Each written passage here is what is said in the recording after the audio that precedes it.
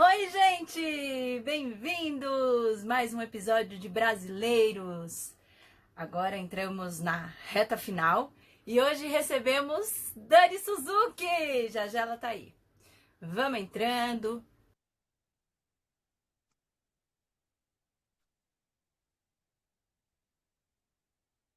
Eu tinha apertado Ctrl sem querer. Oiê! Tudo bom, E Dani? aí, tudo bem? Ai, que emoção ter você aqui. Tô muito feliz. Prazer. Dani, o prazer é meu. Você sabe que essa live, essa série de lives está acontecendo há mais ou menos 2 semanas, né? Que eu venho conversando, Ah, batendo papo com vários artistas amarelos. Artistas incríveis, mas que o grande público não conhece porque não tiveram muitas oportunidades, né? Principalmente no audiovisual. E eu queria saber de você, porque você começou sua carreira na TV ali no final dos anos 90, né? Começo dos anos 2000, em Uga Uga, que foi sua primeira novela. isso. Naquela época, você se sentia representada, assim, assistindo programas de TV? Você via alguém parecido com você, que você falava, ai, que legal, vou seguir carreira de atriz? Ou foi sem pensar? Você falou assim, vou ser atriz e nem pensou nisso, nessa questão de representatividade, de ter espaço para asiáticos na TV, essas coisas. Eu nunca pensei nisso, na verdade. Eu sabia que eu estava entrando num território onde não tinha ninguém do meu tipo e o incentivo que eu tinha para continuar era nulo. Pelo contrário, as pessoas falavam assim: não, desiste desse negócio de ser atriz, você não sabe, não tem japonês na TV, não vai ter espaço. É sempre um papelzinho de comédia, não sei o quê. Tá sempre. O japonês está sempre numa, né, num tom assim meio de bullying nas cenas, então. Eu nunca vi dessa forma. Na verdade, para mim era uma oportunidade de trabalho. Eu sempre quis fazer teatro desde novinha. Minha mãe não deixou, me colocou no balé. Então, meu contato com as artes era todo através da dança. E aí começou com comerciais, né? Virei modelo para depois começar a virar atriz. Então, foi um processo que eu levava porque eu amava paralelamente a uma outra carreira, né? Eu fazia faculdade de desenho industrial porque eu não contava que isso fosse virar minha profissão de verdade, assim. Então era uma coisa que eu gostava de fazer e que me ajudava financeiramente nas pequenas participações que eu ia fazendo. Então nunca parei para pensar nisso, de perfil, se teria e mesmo assim ao longo dos anos lá dentro, eu entendia isso que era uma questão para mim porque nunca existiu uma família, né? Eu estava sempre amiga da amiga, ela estava sempre solta na história. Mas depois de um tempo eu comecei a entender, eu não comecei a ver isso como um problema, mas comecei a ver então de que forma que eu poderia estar lá, se já que a situação, já que o sistema funcionava dessa forma. Então eu nunca senti muito eu nunca foquei nesse tema, entendeu? Engraçado que mesmo assim, ficando muito claro, né, que você tem ascendência oriental, você tem traços bem marcantes e tudo mais, você tem a voz, um tom de voz bem grave, né? Você acha que por conta disso, os seus personagens não foram tão estereotipados, né? Se eu começo a ver ali Uga Uga, depois você foi pro seriado Sandy Júnior, depois você fez Malhação, que foi acho que um dos papéis que te pontou, né? Que você fez a Miyuki, que inclusive é o nome da minha tia, e o nome do teu Ah, pai, o mesmo nome do meu pai, que é Hiroshi. Parece que Hiroshi, foi... E você acha maravilhoso. que foi por conta disso que você não fez tantos personagens com estereótipo assim que a gente vê muito de japonês e chinês? Não, eu acho que não. Pelo contrário, assim, no início os personagens começavam todos muito caricatos, assim, na Malhação, por exemplo, que era a Miyuki, ela era um personagem super caricato e eu já tinha essa voz, mas eu tinha que fazer uma voz assim.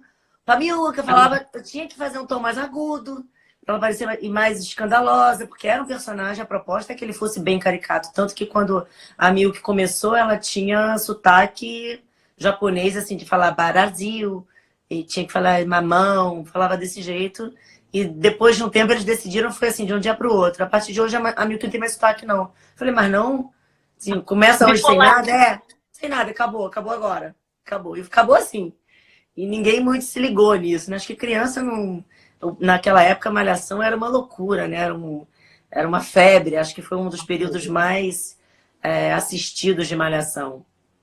E a Sem Milka era dúvida. bem caricata, ela vestia com aquelas igual as menininhas Harajucos, né, lá do Japão, colorida, com pompom, meião. Então ela tinha um comportamento bem mais infantil, assim, tudo era mais ingênuo, né? E aí, a partir dali, tipo, a próxima novela que eu fiz era Kimono, era Yoko, de Bang Bang. Era uma prostituta, mas ela tinha kimono japonês, cabelo japonês, era tudo muito. Então, foi uma coisa que eu fui conquistando com o tempo, lá dentro mesmo, de eu começar a pegar personagens que não eram para ser uma atriz japonesa, e eles queriam que eu fizesse a novela. E aí acabava que o personagem se adaptava a mim, e não eu me adaptava ao personagem. Então foi uma coisa natural, assim, do que eu fui também propondo, do que eu queria fazer lá dentro. Eu também sugeria coisas, então eu sempre levantei a questão, nossa, mas na minha casa, minha mãe não é descendente de japonês, não tem nada de oriental na minha casa, e eu tô sempre tratando isso como uma coisa, como um universo muito distante, né? Ô, Dani, e apesar Ainda de acho tudo, que ainda é assim, ainda acho que é eu bastante assim. total, assim, é muito. Mas apesar de todas essas dificuldades e todos esses estereótipos, você foi a única atriz oriental que teve um contrato tão longo com a Rede Globo, que foram, acho que, se eu não me engano, 18 anos, né? Que você ficou na foram 18 anos. Isso é uma coisa muito expressiva, né? Para nós, pelo menos, a gente sempre usa você como uma referência e como uma coisa que a gente diz para nós mesmos, assim, que dá, né? Que não é impossível, sabe assim? Você acha que isso se deve ao fato de você não ter desistido, de você ter insistido, de você ter feito essas propostas que você falou, sugerido coisas novas? Porque eu acho que são muitos atores orientais que acabam desistindo da carreira por falta de oportunidade e tudo mais. Então, eu acho que quando a gente persiste, né, quando a gente não desiste, quando a gente tenta inovar, quando a gente tenta sugerir coisas novas, acaba acontecendo o que aconteceu com você, que foram 18 anos na Globo e fazendo vários papéis muito importantes, né? Na verdade, eu fiquei lá quase 20, porque antes de eu ser contratada, eu ainda fazia figuração. Então, assim, foi bastante tempo suado lá dentro, assim, porque as pessoas não têm ideia do que eu tinha que fazer para me manter lá dentro. Antes de acabar uma novela, na metade, eu já estava em todas as produções, batendo nas portas, dizendo que eu estava disponível para o próximo trabalho, se tivesse algum papel. E muitas vezes eu ouvia a Dani, a gente já te conhece, não precisa bater aqui. E tal. Eu falei, não sei, mas o papel que tem aqui é muito pequeno. Não é pra você, não. Quando tiver uma coisa, te avisa. Não, eu falava, não, pode ser isso aí. Esse aí. Mas não, mas é uma participação. Eu falei, pode ser, não tem problema não. Pode ser. E depois eu vejo como eu faço, porque eu percebia que novela, a partir do momento que eu entendi que que não é igual um longa-metragem, que você já sabe o que vai te acontecer, já sabe do início, meio e fim do personagem. Novela, você nunca sabe o que vai acontecer. No dia seguinte, seu personagem pode explodir. Então, a novela ela é muito generosa nesse quesito, né? Você vive de improviso, a cena é muito ali na hora, não tem muito ensaio, você lê uma vez, já foi, já filmou, se não deu certo, lamento, amanhã tem outra, né? Então é tudo muito rápido. E então você tem a oportunidade de improvisar e conquistar um espaço lá dentro. Então eu entendia que era possível fazer o seu personagem crescer, não era uma coisa completamente impossível, por mais que isso não fosse a intenção dos autores. Mas essa possibilidade existia, era com ela que eu contava. Então, para mim, não importava se o papel era grande, pequeno, se era importante, se era o personagem dos meus sonhos, me importava me manter lá dentro. Me importava o quanto que eu estava aprendendo a cada processo, né? Porque cada novela era 8 meses de envolvimento. É um processo longo, diariamente, você ali. Então, eu aprendia muitas coisas, não só dentro da atuação, né? Do improviso ali, mas como toda funciona aquela indústria, né? Aquela empresa. Então, eram muitas possibilidades para mim o tempo todo, em todos os setores. Então, era a cada poucos meses, eu ia fazendo os contatos que eu precisava fazer para saber o que estava acontecendo, quais eram as novas produções e onde é que eu poderia me encaixar. E, paralelamente, como apresentadora também, quando eu entrei no Multishow, a mesma coisa. Eu nunca peguei um programa lá, entrei para apresentar com o texto e fui embora. Eu escrevia o texto, eu fazia pesquisa, eu propunha coberturas para a gente fazer. Vamos ali cobrir isso. Que tal se a gente criasse um quadro assim aqui dentro? Eu ia fazendo proposta para alimentar e fazer aquele programa crescer. E assim sempre. Quando eu entrava em outro, a mesma coisa. Eu escrevia projetos, ia lá, oferecia no canal outros projetos de programa do que eu queria fazer. Às vezes meu projeto não emplacava, mas eles falavam, mas tem esse outro aqui que é parecido, te interessa? Aí eu migrava para lá. Então, eu sinto que é assim até hoje. Hoje, por mais que eu tenha tido uma longa carreira assim, sólida, eu hoje, dentro do universo que eu escolhi agora mesmo da direção, ou de trabalhar em séries, ou outro país, são coisas que eu tenho que estar todo dia cavando. Senão eu vou para casa e aqui você fica esquecido. Eu vejo isso nas pequenas coisas, por exemplo. Eu mesma, quando escrevo um filme ou alguma coisa, eu vou escalar o elenco, as primeiras pessoas que vêm na minha cabeça são as pessoas que eu já conheço. Né? Porque onde é que eu vou achar as outras pessoas? Vou contactar um produtor de elenco e ele vai contactar, mas ele está dentro daquelas pessoas que ele... É diferente, se, por exemplo, nos Estados Unidos a gente tem uma IMDb. Aí você quer achar um ator lá, você entra do perfil, você chama aí 50 para fazer teste. Aqui a gente não tem um sistema assim. Então fica muito na indicação, no boca a boca, de uma agência que você tá ter o contato, né? Ou da sua cara de pau de lá, como foi a minha... Como eu entrei na Globo, que foi assim.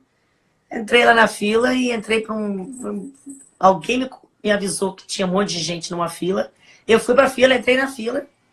E aí, quando me perguntaram quem eu estava fazendo ali, lembro lá na Portaria 4, lá onde entra a figuração da Globo, há 20 anos atrás, alguém falou, Dani, tá cheio de menina na Globo fazendo algum teste. Eu não sei o que é, mas tem uma fila imensa de menina.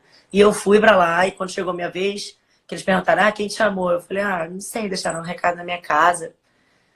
E falou, tá. E aí olhou meu currículo e tal, aí vi que eu tinha feito longa, aí falou, vem, então vem fazer o teste e tal. E aí eu passei, foi minha primeira novela, que foi lá, Uga Uga.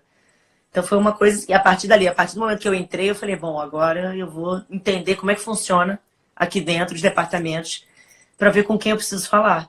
E assim eu fiz com a empresa inteira. Eu mesma ligava pro meu chefe do meu chefe, marcava um café.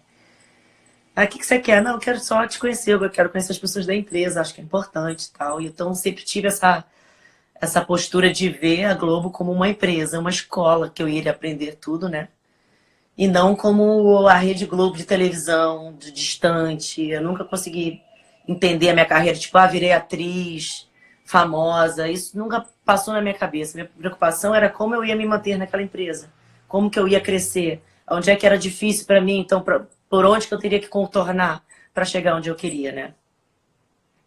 Dani, você fez muita coisa, né? Você, por exemplo, só no Multishow você teve vários programas, né? Mando Bem, Pé no Chão, Tribos. Depois você também fez The Voice, né? 2 temporadas do The Voice como repórter também ali com o Thiago Leifert. Foi aí que nasceu, assim, a partir do Multishow, que nasceu essa paixão pela apresentação, pela profissão de comunicador em si, de fato? Não, com certeza. O Multishow, para mim, nossa, minha família ali. Eu cresci, o meu primeiro programa lá, que foi o Mandou Bem, era um programa no estúdio diário. Então, eu tinha que filmar a semana inteira só num domingo, porque eu gravava Malhação de segunda a sábado, o dia inteiro. Então, eu entrava no domingo no estúdio de 5h30 da manhã até as 5h30 da tarde. Eu filmava a semana toda do que ia passar no Multishow. E eu me envolvia muito. Então, eu fazia as chamadas dos programinhas que iam passar. Tipo, quinta era entrevista, quarta tinha uma série, eu fazia só chamadas de intervalo para a série. Então, eu comecei a escrever aquele texto para poder ficar na minha embocadura, né? Para eu escrever do meu jeito. Então, eu pedia para trocar no TP. E aí, eles me deixavam mexer no cenário para ficar do meu jeito, com a minha cara, dar palpite. Eu podia decidir meu figurino. Eu fui sentindo que ali eu tinha muito mais autonomia. E eu inventava umas coisas nada a ver, eles super topavam, assim, para arrisca aí, vamos ver se vai dar certo. Se não der, a gente tira, eu sugeria quadros. Daqui a pouco, nas quintas-feiras, eu falava assim, vamos fazer toda quinta-feira alguma matéria na rua? Eles, o que você sugere? Eu ia para casa, fazia um monte de sugestões, entrava em contato com as pessoas também, olha, conseguia, só é só a gente ir lá, né? E aí, assim, eu senti que o programa foi crescendo, a gente começou a fazer umas entrevistas internacionais, e ele foi ganhando corpo, foi ganhando uma proporção boa, aí o Multishow me ofereceu Tribos. Então, nisso eu fui emendando um trabalho no outro, e cada vez que eu entrava, eu propunha outras coisas novas, propunha o que eu gostaria de fazer, e os programas ficavam cada vez mais personalizados do meu jeito de ser, que eles sabiam do meu envolvimento, né? Do quanto que eu mergulhava naquilo, eu ia lá para a produtora, uma produtora terceirizada, né, contratada pelo Multishow, que na época foi uma produtora que eu passei muitos anos, que foi a Panorâmica, onde eu tenho grandes amigos que, assim, foram importantíssimos em vários momentos, até como decisões e conselhos na minha vida, assim. Então, o Multishow foi paralelamente junto com a Globo, assim, dentro de uma área de atriz e apresentadora, uma profissão complementava para mim a outra. Tinha épocas que as pessoas falavam assim, uma hora você vai ter que decidir. Não dá para você ficar sendo apresentadora e sendo atriz, você tem que escolher. Só que era uma situação até financeira também no início, que eu não podia escolher, tudo era uma oportunidade. Eu tinha a carreira de apresentadora, caso a minha carreira de atriz, né, se esgotasse, como todo mundo falava, agora, pô, já fez 2 novelas, não tem mais 3 novelas com japonês, 4 com japonês, esquece, Dani, não vai ter. Foca na Já deu a apresentadora. conta, né? E aí eu ia mantendo as duas coisas e percebendo que não era nada disso. Que a gente podia mudar essa mentalidade, que as coisas poderiam mudar. Às vezes eu estava conversando com o diretor, que tem um personagem aqui e tal, mas não é uma japonesa. Eu falava, mas se for, vamos tentar, vamos fazer. E assim, eu fui abrindo as portas, entendeu? Mas é uma persistência, assim. Eu diria que o que eu mais tive foi incentivo para desistir completamente. Eu cheguei a me formar em balé clássico, me formei em desenho industrial pela PUC, queria trabalhar com desenho animado, mas quando eu fui entrando naquele universo, já entendendo como aquilo tudo funcionava, eu via como grandes possibilidades em muitas áreas. Então era naquilo que eu ia mergulhar. Se não desse certo, eu sabia que eu ia trabalhar com qualquer outra coisa. Porque tudo que eu faço, eu curto o que eu estou fazendo, sabe? Minha mãe me ensinou que você tem que fazer, tudo que você faz na sua vida, você tem que fazer com amor. Então não importa ali quanto você está ganhando, se você não conquistou ainda o que você gostaria, se você não teve o reconhecimento que você gostaria, essas coisas elas vêm naturalmente para você. Então eu tinha que fazer o meu e o de quem estivesse ao meu redor, que eu pudesse ajudar, fazer com amor. E isso virou, para mim, um segredo assim simples, básico, e que é transformador para tudo que você for fazer ao seu redor. Então esse amor, fazer as coisas com prazer, com carinho, ela se estende a tudo. Não só ao seu trabalho, mas nas suas novas relações, né, de amizade, de parcerias profissionais, de tudo. Vira um hábito de vida. E as portas vão se abrindo e você vai se desconectando das coisas que travariam. Porque se eu me conectasse com as pessoas que tanto me incentivaram a levantar minha bandeira contra o racismo, ou a levantar a bandeira contra as poucas possibilidades. São poucas as possibilidades. Tem uma, é nela que eu vou. Eu vou tentar. Se não der, não tem problema. Não vou ficar ali batendo cabeça. Vou fazer outra coisa. Mas eu preciso tentar. E a gente vai vivendo experiência, né? Como a minha decisão depois de sair. Foi uma decisão dura pra mim. Quando eu falei, saio ou não saio? E vários amigos falaram assim... Né? Nem sei mais. Você foi morar em Los Angeles daí, né? Fui morar em Los Angeles. Acho que foi 17, por aí, 16, 17. Eu tomei essa decisão, assim, com vários amigos também falando assim, Dani, você vai fazer isso pra quê? Você tá ali, está estabilizada, contratada, tá todo mundo perdendo emprego, reclamando, e você tá abrindo mão. Mas foi assim, ou eu abri a mão disso, ou eu cheguei também a uma idade que ia ficar tarde para eu fazer as coisas que eu queria fazer. Eu queria morar fora, eu queria entender como é que era atuar em outra língua, eu queria me expandir como diretora. E se eu ficasse ali, eu ia estar emendando uma novela na outra, fazendo as mesmas coisas que eu estava fazendo. Eu não estava chegando aonde eu queria chegar e eu já sabia que eu já tinha conquistado tudo que eu podia ali dentro. Que eu estava fazendo tudo certo. Então eu falei, eu não vou crescer mais. Ou eu vou continuar aqui, envelhecer aqui, ou eu vou abrir uma nova possibilidade de experiência na vida, mesmo que eu arrisque isso tudo. Porque também, se for tudo por água abaixo, e lá não der certo, eu volto depois e reconstruo alguma outra coisa. Vamos ver. Tanto que saiu e assim, deixou as portas abertas, abriu e tá agora também na Globoplay com Arcanjo Renegado, né? Assistam na Globoplay. Dani, você foi para fora, você estudou, você fez um curso de direção para aprender parte técnica, né? Que te faltava, né? Eu vi numa entrevista que você deu. E você rodou alguns curtas lá fora, que eu não cheguei a ver, mas eu cheguei a ver o curta que você rodou aqui, Pulso, né? Que é sensacional, tá no YouTube também, quem puder assista, porque é lindo, é poético, é tocante, né? É forte. Obrigada. E você ganhou o prêmio em Los Angeles, melhor filme e melhor direção, né? Então, assim, Sim. mais um orgulho para o Brasil, né? Mais uma conquista sua, mais uma porta que você abriu para você mesma, né? E não ficou esperando alguém te abrir uma porta e alguém te E dar uma foi a oportunidade mesma de você ir história. lá Quando eu e falei, vou dirigir, muita gente falava assim, mas pra quê? Vou te falar, como tem gente que bota a gente que quer derrubar, né? Mas eu falei, não, eu vou fazer pra ver. Ah, não, pra você vai ser fácil arrumar um financiamento. E eu ralei pra conseguir um financiamento e nada. Eu falei, bom, eu vou investir eu mesma e vou fazer o filme que eu quero fazer. Porque os 3 filmes que eu tinha rodado lá em Nova York, quando eu fui fazer o curso, eu tinha feito do meu jeito, com um amigo, eu sozinha, eu montando, eu alugando e tal.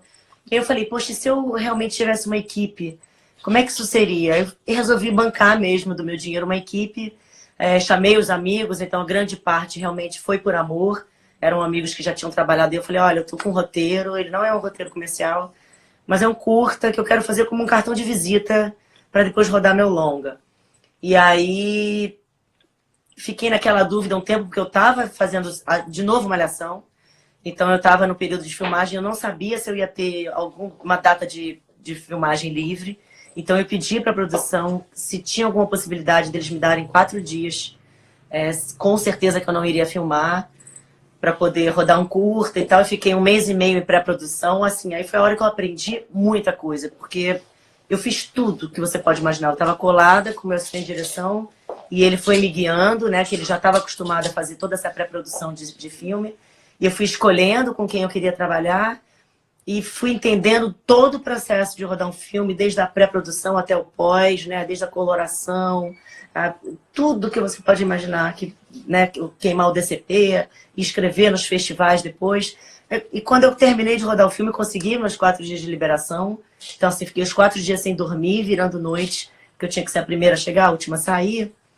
Mas foi a maior experiência, assim, o maior investimento que eu tive coragem de fazer em mim e que realmente dividiu a minha vida, assim. Eu tomei uma decisão a partir desse momento que eu terminei o filme, eu falei, é isso que eu quero fazer. Mas eu entendia que não é assim, é isso que eu quero fazer, eu virar diretora, você não vira assim, né? Porque você não consegue sair fazendo um filme atrás do outro. Que uma coisa é você bancar um curta, né? Outra coisa é você bancar uma série, assim por diante, e também você atribuição, né?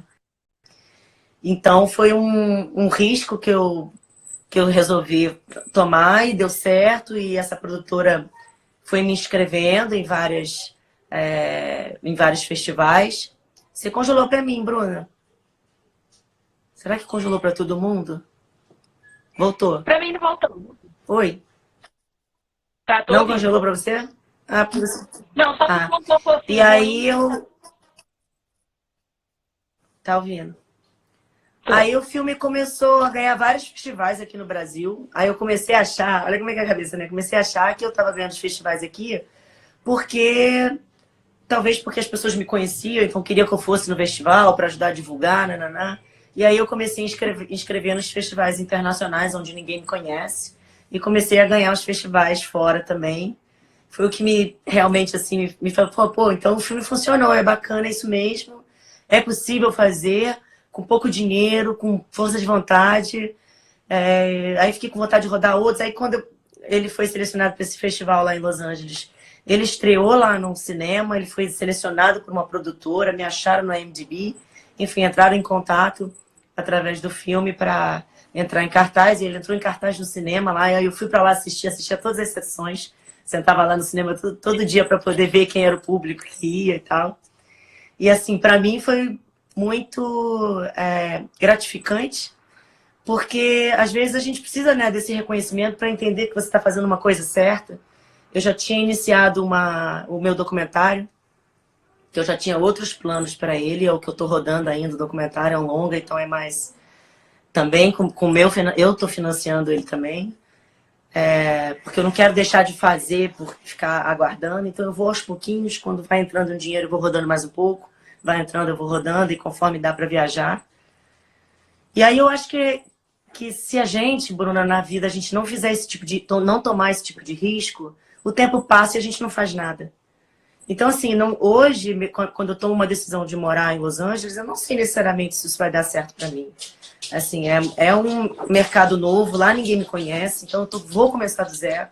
Né? Eu entro nas escolinhas lá para entender como é que funciona isso tudo, porque para mim, tudo que eu aprender lá é como se eu estivesse realmente recomeçando.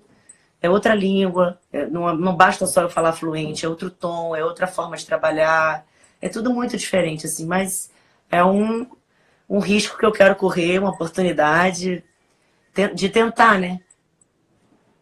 Esse Acho que na vida a gente tem que documentário viver essas que está rodando aventuras. agora é sobre o quê?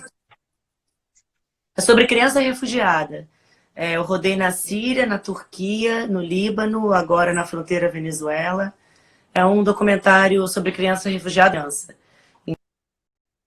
Então, não é a gente contando a situação daquelas crianças, mas as crianças de diferentes partes do mundo que estão em campos de refúgio, relatando como é que era a vida delas e como é que é o dia a dia delas agora, né? É para provocar realmente nas pessoas um despertar, da gente entender E já tem um quem é tempo essa que você está geração. rodando ele, né? Eu lembro de atrás eu vi alguma coisa a respeito. Tem um tempo que eu estou rodando ela, desde que eu comecei a me envolver desse projeto com os refugiados. Eu comecei a rodar esse doc, aí eu paro, porque quando eu entro numa série que eu vou atuar, eu tenho que parar, aí eu atuo, aí eu largo, volto. Aí sempre que eu vou emendando um trabalho no outro, eu tenho que dar um tempo no doc, né? Ô, Dani, agora essa série que tá no ar agora no Globoplay, Ah, Arcanjo bastante Renegado. renegado. Você está fazendo o papel de uma delegada, se eu não me engano, né? É uma Uma policial. policial. Uma Policial. PM. Que, Capitã. que é uma coisa que mostra, mais uma vez, que a gente, né, atores asiáticos, podemos fazer qualquer papel. Ah, Né? É um sim. papel que não tem estereótipo nenhum, que você está fazendo super bem e é possível, né?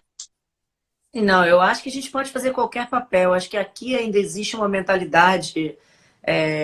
Eu até falei isso ontem num podcast lá para o Japão até, que a gente tem o hábito de não dar valor à nossa própria cultura, né? O Brasil ele é muito misturado, não só de etnias, mas de sotaques diferentes. Isso quase não se aproveita. Quando se aproveita, também é criando um estereótipo, né? É o baiano, o sotaque nordestino. A gente tem uma diversidade no nosso país de etnias e de culturas e sotaques e que a gente mal aproveita. Então parece que sempre tem que ter uma justificativa para ser colocado ali num país tão misturado, né? Eu acho que até os Estados Unidos já faz isso bem mais do que o Brasil. Todas as séries você vê que tem um tipo, porque eles já entenderam que eles têm que vender para o mundo inteiro. Eles fazem, né? Make money. Eles já entenderam que se eles fizerem com pessoas do mundo inteiro, eles vão vender para o mundo inteiro, porque sempre vai ter alguém que vai se identificar.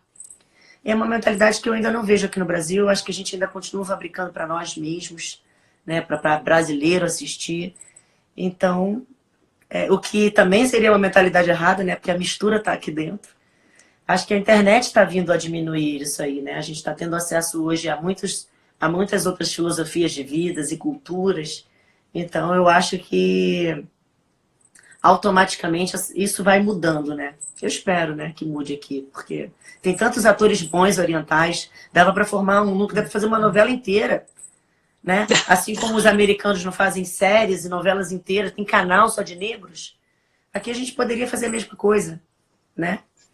E eu não Tranquilamente. Você vejo sabe nem muitos movimentos assim. Eu até falei isso ontem. Eu falei, eu vejo os negros fazendo bastante movimentos e fazendo as suas exigências, né, da mistura, da diversidade, mas os orientais, eles ficam mais quietos. eu costumo dizer que existem algumas teorias para isso, né? Para falar que a classe artística oriental é um pouco desunida. Eu costumo dizer que por conta de uma coisa histórica, cultural, porque são várias nacionalidades dentro dessa etnia asiática, né? Nós temos coreanos, japoneses, chineses, taiwaneses, e culturalmente, historicamente, politicamente, já tem as suas divergências, e isso acho que reflete um pouco, a gente tem uns resquícios, né? Ainda hoje disso. E outra coisa é o mercado, né? O próprio mercado coloca a gente um contra o outro, porque são tão poucas oportunidades que a gente acaba virando inimigo, né? Tipo assim, concorrente direto. Então isso é muito triste, cara.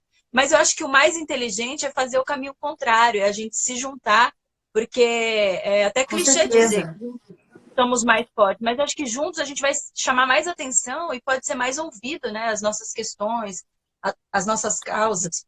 E E vai ser ontem, visto pelas suas diferenças, né? Porque não é uma questão assim, porque precisa de um japonês, aí bota, aí qualquer um que seja oriental. Não é, que é então, tudo assim, igual, né? tem que ser enxergado pelo seu talento, né? O seu perfil, depois você tem opções do que encaixar, se é a idade, ou que tem mais a ver com os outros personagens que estão dentro do núcleo. Mas é a sua oportunidade de destacar o seu talento, né? A sua capacidade, sua habilidade. E ontem foi engraçado que eu estava fazendo a live com uma atriz do Rio, inclusive. Ela mora em Niterói, Chanson. Ela fez a última novela das 9. E a gente estava falando, e alguém comentou aqui, né? Uma pessoa falou assim: ah, vocês estão reclamando, vocês têm que agradecer que vocês estão trabalhando. É que não é essa a questão. Eu e a Chan, por exemplo, nós tivemos as nossas oportunidades de fazer papéis legais na TV e tudo mais, só que muitos não tiveram. E fora Sim. isso, o que a gente pede também, o que a gente luta para, é ter papéis um pouco mais expressivos, sabe, Dani? Papéis que satisfaçam a gente como atriz, porque papéis E que são nosso superficiais. espelho de verdade, né? O espelho da nossa vida de verdade. Porque a gente não é aquilo que a gente interpreta, né? Você sempre fica, você é colocado numa posição para fazer um personagem que não existe dentro do nosso mundo real, da nossa vida, né? Enquanto oriental. Não que aquilo não exista ainda em certas comunidades orientais, onde é bem tradicional, porque é típico, tudo bem, como todas as outras variações, mas enquanto pessoas normais do que a gente vive, né, a gente vive um dia a dia absolutamente normal. Não tem essa. A gente poderia entrar numa identidade comum de uma vida ocidental, no nosso tipo oriental, ainda trazendo o que a gente pode trazer de melhor da cultura oriental para misturar, mas não se criar dois universos como se fossem completamente diferentes, né? Ô, Dani, e você acha que o que precisa mudar mais, assim? O cara que escreve o roteiro em pensar num personagem com o nosso perfil, ou de repente o diretor de sugerir isso, ou o produtor de elenco de ter essa chavinha assim e sugerir de repente, por que não esse personagem aqui, Maria, 30 anos, pode ser a fulana de tal, pode ser a Dani Suzuki, pode ser a Bruna Iso. Onde que está o problema, você acha, na prática, assim? Tá nesse conjunto. Eu acho que todo mundo, o time tem que pensar de forma diversificada. Então, eles têm que pensar num produto como um produto para o mundo. Quanto mais pessoas diferentes forem colocadas, mais rico eles têm uma série ou um longa. Não importa, assim, a arte ela tem que ser expressada de muitas formas. E o óbvio a gente já tem. Né, os estereótipos, isso a gente já tem, e as pessoas, o público já está cansado disso. Eu falo pela última novela, a minha última novela que eu ia fazer na Globo, que era, acho que O Sol Nascente, era uma novela que eu era a protagonista da novela, e acabei Eu saindo da sei. novela. A gente sabe muito bem dessa história, mas conta Foi aí, uma que eu quero que história todo mundo... bem, assim, foi uma das razões que me fez decidir seguir por um outro caminho e expandir minha carreira fora, porque eu entendi que ali a mentalidade ainda estava muito distante da forma como eu via o mundo, da forma como eu via toda a expressão de arte na atuação, muito diferente da casa onde eu estava. Então eu ia ficar muito presa numa mentalidade que estava muito distante, muito mentirosa, sabe, da realidade. Então eu queria partir para obras mais reais, que me representassem mais, que representassem mais o que eu sou e da forma como eu via o mundo, né? Eu saí Ô, dessa Dani, novela sem uma justificativa, assim, muito... na época eles me falaram que, primeiramente, que eu não ia ser a protagonista, porque eles queriam uma menina mais jovem. Aí eu falei, tudo bem, não tem problema nenhum, até porque essa novela tinha sido escrita pelo Walter Negrão para mim. Ele me chamou para conversar, falou que há 3 anos queria escrever, há 3 ou 4 anos ele queria escrever uma novela para mim. E ele tinha pesquisado a minha vida. Então ele fez a história de japoneses com italiano, porque é a minha história. Ela era designer, porque eu fiz desenho industrial. Ela surfava, porque eu surfava. Enfim, ele foi todo construído em cima da minha vida real. E quando eu saí desse papel, eu falei, tudo bem. se para vocês não tá cabendo a minha idade, se eu tô velha pro papel, tudo bem. Eu tô fazendo a novela pelo carinho também que eu tenho. Pô, o Walter escreveu a minha história, não sei o que, tá tudo certo.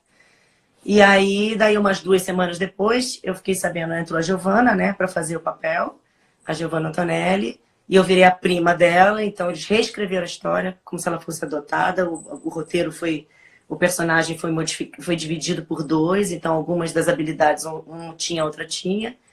E aí, depois de mais uma leitura, o diretor, o Leonardo, me chamou de novo, dizendo que eu estava velha para ser a prima da Giovana. De novo. Falei, mas tô velha de novo. Ele tá, porque, desculpa, foi um erro de escalação, enfim. Bom, eu não ia discutir, eles falaram que estava escrevendo um terceiro personagem. Eu falei, ah, não, deixa, quer saber? Eu não quero fazer novela, deixa pra lá. Acho que não tem espaço para mim na novela, tá tudo certo. E assim eu saí. E saí dali, saí da casa também. Tomei uma decisão de buscar um outro caminho. Mas não um papel numa situação de vitimada, ou de, olha, que é preconceito com oriental, como é que eles fazem uma novela de oriental sem oriental, e não sei o quê. Não é porque não tem vários atores, de ter construído um elenco gigante. Mas foi uma escolha. E a escolha deles não era compatível com as minhas escolhas, né? Então eu usei aquela situação para me impulsionar para uma coisa melhor. E para mim foi um presente, assim, porque uma porta se abriu internacional para mim. Veio a sequência das premiações dos filmes. Eu mergulhei na questão dos refugiados, comecei a ter tempo livre para dirigir o meu documentário, para tirar todos os projetos que eu tinha na gaveta que eu queria realizar e que há anos eu ficava esperando. O diretor Leonardo Nogueira, que você disse, é o marido, né, do Giovanna Antonelli, né? É o marido da Giovana. E aí eu fiquei pensando que eu falei, pô, de repente era isso que eu precisava. Porque quantos anos eu ia ter emendado um negócio, o outro ali, e eu ia ficar presa ali. Então foi uma coisa que me impulsionou, que me jogou para o meio, que abriu, que eu percebi a quantidade de possibilidades que eu tinha e eu estava contando com aquela. Porque para mim era cômodo, eu estava ali há tantos anos, né, recebendo meu salário, contratada, estava tudo muito produtivo, eu nunca fiquei menos de mais de 4 meses em casa ali, tipo, que eu não tivesse emendando uma produção na outra, ou dirigindo, ou interpretando, ou apresentando. Então foi uma oportunidade para ir para os outros canais e decidi que eu ia querer só fazer série. Eu agora não quero mais fazer novela, quero só fazer série, quero dirigir, quero botar os meus projetos para acontecer. E aquilo me impulsionou de uma forma tão forte que eu tenho gratidão. Eu tenho enorme gratidão, né? Tudo que eu aprendi na Globo. A Globo foi minha grande escola, meus melhores amigos são dali, é minha grande família. Mas era o momento de eu ir, e hoje eu vejo como é importante a gente tomar esse tipo de decisão. Quantas vezes a gente perde oportunidades que a gente fica presa nas possibilidades negativas, nas coisas que te puxaram para trás. E a partir do momento que você muda a sua mentalidade de entender que o que te puxa para trás, você pode transformar naquele efeito flecha, é uma volta para você ir mais longe, é a mentalidade que você tem que ter para tudo na sua vida, não só profissional, mas para tudo. E isso funciona. E aí você começa a se conectar com a energia de quem está também prosperando, para quem também está evoluindo.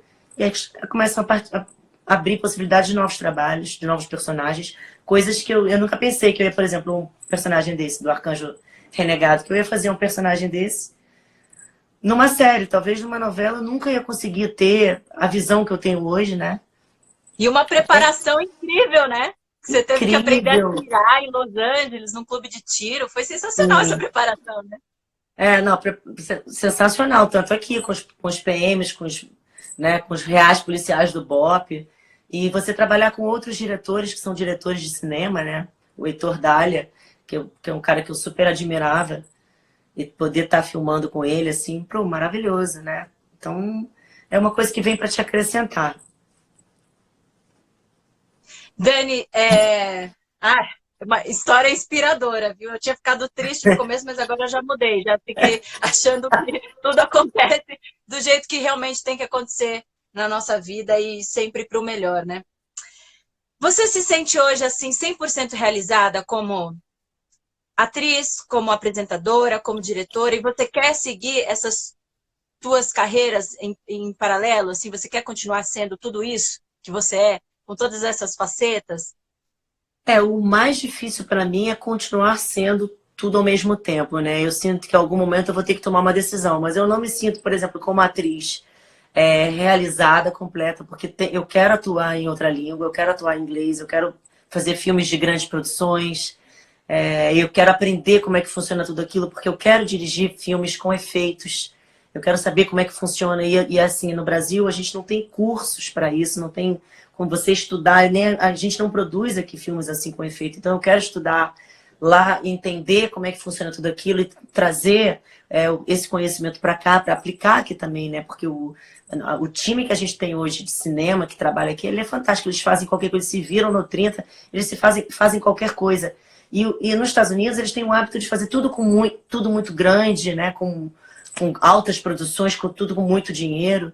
Então, se você consegue trazer um pouco dessa tecnologia e mistura com essa criatividade, essa mão na massa que a gente tem aqui, eu acho que coisas incríveis podem sair. Eu gostaria de proporcionar essa conexão internacional entre países, que seja trazendo e levando aprendizados e pessoas.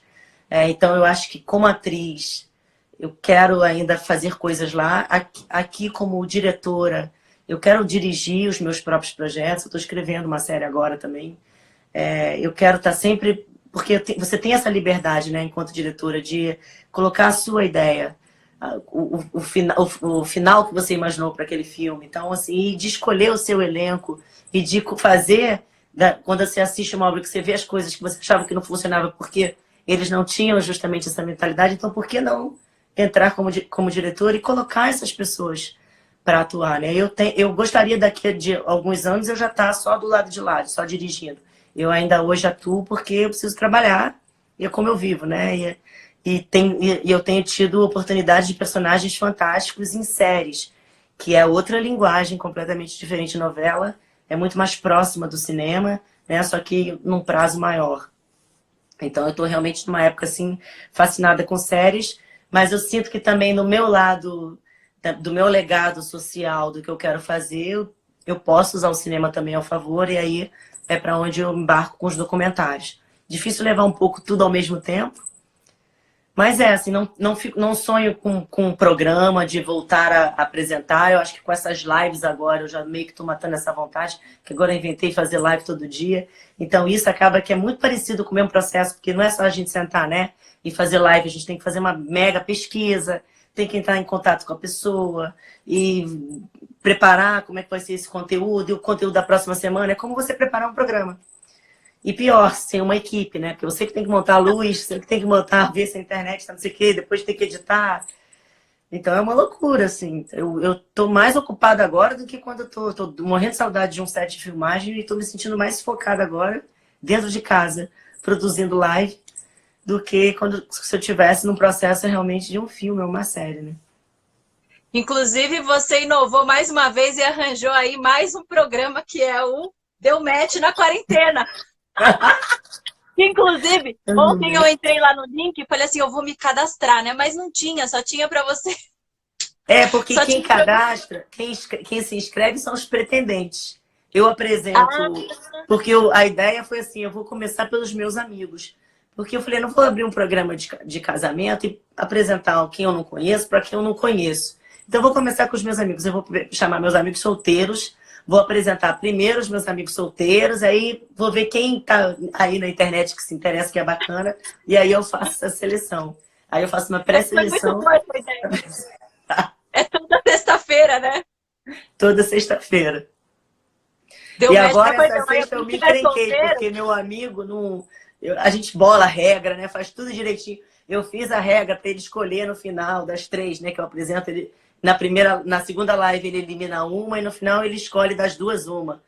E aí meu amigo chegou à conclusão que ele não ia decidir, que ele ia ficar com as duas, que ele ia ficar com as duas. Eu falei, com as duas não pode. Com as duas não pode, eu quero ficar com as duas. Eu tive que encerrar o programa sem decidir. Ele ficou... Aí eu fiquei pensando em as meninas, né? Agora acabei o programa. Ele não deu match com ninguém. Aí botei as duas para ser candidatas, conversei com as duas, elas toparam. Falei, vamos dar a volta por cima, afogar, ficar com duas. Botei agora as duas, vão ser candidatas. Então a gente vai ter uma edição especial essa sexta e na próxima sexta, que são essas meninas. E depois a gente entra na edição gay. Quem muito quer, nada tem. Não pode, né? Ficar com as duas, ficou sem nenhuma. Ô, Dani, sabe que eu não sei se você tem essa noção, até porque às vezes a gente também vai vivendo a nossa vida, fazendo as nossas coisas e nem para pensar em algumas coisas. Mas, por exemplo, quando eu te vi na televisão pela primeira vez, não lembro se foi em Uga Uga ou se foi em Sandy Júnior. Sandy Júnior com certeza, porque eu sempre fui muito fã de Sandy Júnior, então eu assistia todos os episódios. Foi a primeira vez que eu falei, caraca, tem alguém ali meio parecido comigo, né? E foi a primeira vez que eu falei, eu também posso estar ali. Eu também posso ter carreira de atriz, de artista, de trabalhar na televisão de alguma maneira, ou de trabalhar com arte de alguma maneira. Então, eu acho que o fato de você ter persistido, de você ter aberto tantas portas para você, acabou que abriu portas para muitas outras pessoas também. E eu quero te agradecer muito por isso, porque o fato de você estar lá em papéis de representatividade para nós foi muito importante. Acho que não só para mim, eu falo por muitas pessoas aqui, eu tenho certeza disso. Porque a representatividade é tão importante, Dani, é tão importante que o intuito dessa série de lives com tantos artistas amarelos é justamente para mostrar para as pessoas, para os produtores de elenco, para os diretores, para os roteiristas, o quanto isso faz a diferença para quem assiste, para quem é telespectador e também para quem sonha em um dia estar lá como você estava, como eu te vi ali 20 anos atrás. Não, e eu agradeço imensamente assim a sua doçura e sua generosidade de me falar isso, porque para mim também é uma oportunidade de estar ouvindo isso agora. Há quantos anos, né? A gente não tem essa. Eu nunca, ao longo desses anos, eu tive uma demanda ou uma solicitação de atores japoneses perguntando esse tipo de coisa ou reivindicando esse espaço. Eu, e muitas vezes, me perguntava, pô, cadê eles? Por que que não tem? Eu ficava assim, como eu não tenho para montar uma família para mim? Então não dá para ter uma irmã, não sei o que, uma mãe? Não temos. E eu ficava naquela dúvida, será que não tem mesmo? Eu vou ter de novo que estar numa família como uma parte, assim, por que não esses núcleos não serem cada vez mais comuns, né? Como é o nosso dia a dia. Então, para mim é muito gratificante ouvir isso de você, entender que esse processo todo que não foi fácil e não continua não sendo fácil para mim, essa batalha, essa persistência de estar ali, de mostrar a importância disso, como é que ela realmente impacta de outra forma, né? Porque eu poderia ter passado por isso tudo e tudo bem, e também não tiveram outros, e ninguém se importou, e ninguém se representou. Então, como é importante ouvir o outro lado e entender que, assim, existe um caminho, é possível esse caminho ser aberto, e é possível que venham mais, e quanto mais vierem, maior a gente pode ser, né? Mais forte realmente, assim como você falou. E como a gente pode construir essas diferenças e mostrar, né? Que nós não somos as mesmas pessoas. Porque quantas vezes na minha vida eu fui confundida, né? Com... eu e Sabrina, eu já fiz isso com a Sabrina também. A Sabrina, eu já cansei de ser confundida com você. Porque as pessoas olham de relance, né? Não conseguem ver as habilidades de cada um. Aí acham que, né? Japonês tudo igual, preto tudo igual, é tudo igual. E vai separando as pessoas, aonde diferentes são as pessoas, as brancas óbvias, né? E elas são diferentes e você consegue identificar diferenças pela interpretação no personagem de cada um, quem é o ator de cada um. Então, por que nós não somos vistos também pelas nossas habilidades, né? Então, isso é fantástico, assim, ser ressaltado e é importante ser falado também. E ser mudado, né? Isso ser mudado. Principalmente, né? Que seja toda essa movimentação que está acontecendo no mundo, que seja o começo de uma grande mudança. E eu desejo, Dani, assim, te ver recebendo os maiores prêmios, nos maiores papéis, nos papéis de destaque, nos papéis de protagonista, que eu acho que é isso que você merece. Quero te ver voando cada vez mais alto e fazendo o que você ama, sendo feliz com as coisas, com as escolhas que você fez, porque você é muito, muito, muito talentosa como atriz, como apresentadora, como diretora, como roteirista, né? Porque escreveu também todos esses curtas que você rodou. Enfim, Eu desejo te ver lá em cima, brilhando muito sempre, cada vez mais. E você não tem nada de velha, nada, nada de velha. E eu Meu desejo Deus o mesmo para você. Espero estar dividindo o set de filmagem com você, seja atuando, a gente seja dirigindo, ou a gente apresentando. Eu acho que está muito próximo disso acontecer. Quanto mais, eu acho muito bom que estejamos também numa postura sempre de crescimento e não de vitimização quanto a isso. Isso nunca pra gente... E que a minha história seja uma prova de que isso não era um problema. Pelo contrário, isso é uma prova de que a gente pode chegar lá pelas nossas habilidades, não pelo nosso perfil. Então, assim, te agradeço imensamente. É um prazer ter te conhecido. Obrigada por você me contactar. Eu sinto muita falta de estar em contato com outros atores orientais, porque eu não conheço nenhum. E, assim, hoje até falei de manhã isso. Eu não tenho, inclusive, amigos orientais. Aqui no Rio de Janeiro não tem ninguém, só tem eu, assim. Não sei se São Paulo, né? Acho que as pessoas se encontram São mais. Paulo tem. São Paulo, Paraná, mas aqui nada, assim. Eu não tenho um amigo oriental. Ainda mais ator, que a gente pode fazer tanta coisa junto. Então, agradeço imensamente seu contato e seu carinho gigante, sua generosidade gigante. Muito obrigada. Eu que agradeço, Dani. Você foi super aberta desde o início, super gentil. Muito, muito, muito obrigada por estar aqui hoje. Esse projeto é bem importante para mim e ter você aqui só certifica que tudo valeu a pena. Muito obrigada. Obrigada. Obrigada a todo Beijo, mundo. Hawaii. Beijo grande. Obrigada. Beijo. Tchau. Obrigada a todo mundo que ficou aí.